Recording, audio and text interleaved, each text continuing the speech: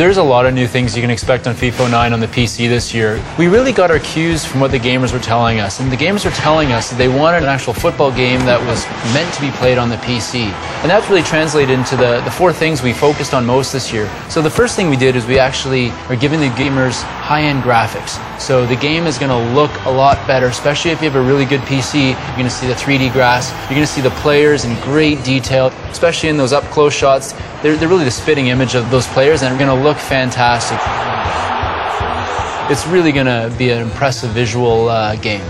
Second thing is the controls. We've gone and thought about how the gameplay could work on a PC different than other platforms, and we've actually realized, let's use the mouse as a control input. And what that lets you do is it lets you be a bit of more of a field marshal, about pointing and clicking exactly where you want your passes to go, where you want your teammates to run to, or who you want to control while defending. So it gives you a lot more control over the way you play the game.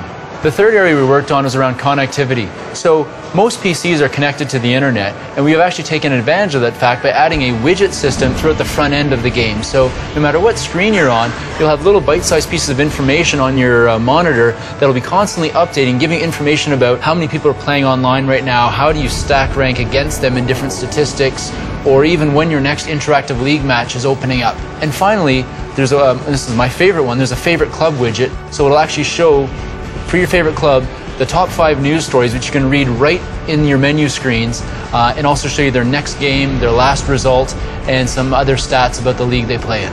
There's one more widget I want to tell you about, and it's the live season widget. And what it does is it actually updates the player form for the top 6 leagues every single week.